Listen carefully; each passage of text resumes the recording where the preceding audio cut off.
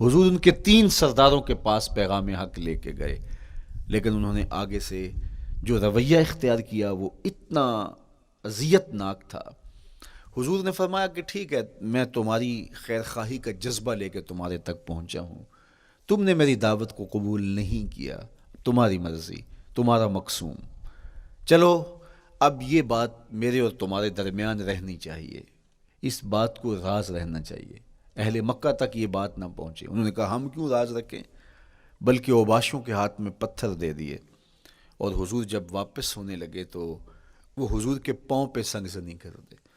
حضور اپنا ایک پاؤں اٹھاتے تو دوسرے پاؤں پہ مارتے، شدت درد اور احساس کرب سے حضور بیٹھ جاتے تو ان کے غنڈے دائیں بائیں سے بڑھتے اور کندھوں سے پکڑ کے حضور کو اٹھاتے اور مشق سنگسنی کرتے۔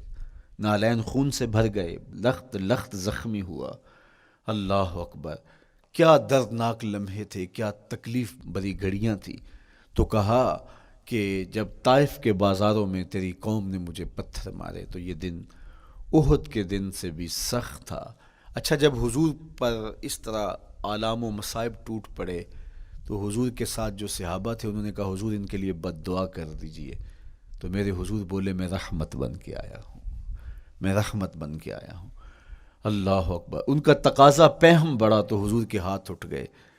اور پھر حضور نے جو کہا سنیے، اللہم اہد قومی فإنہم لا یعقلون، اے اللہ میری قوم کو ہدایت دے دے، یہ مجھے جانتے نہیں، اگر جانتے تو ان کا میرے ساتھ یہ رویہ نہ ہوتا۔ تو پتھروں کے جواب میں دعائیں دینا پیغمبروں کا حوصلہ ہوتا ہے۔ اللہ اکبر، مورخ اسلام حفیظ جلندری نے کیا خوبصورت پیرائے میں نقشہ کھینچا کہ حضور ہاتھ اٹھا کے دعا مانگ رہے ہیں، الہی کرم کر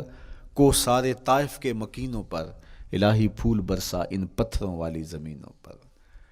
تو حضور نے دکھ سہے، تکلیفیں سہی، اب 3 قسمیں کی۔ شہر مکہ کی قسم، جہاں حضور کے صحابہ نے تکلیفیں سہی، اس شہر کی گلیوں میں انہیں گھسیٹا گیا اور ان کو کچی کھالوں میں لپیٹ کے دھونیاں دی گئیں، انہیں اذیت ناک مراحل سے گزارا گیا۔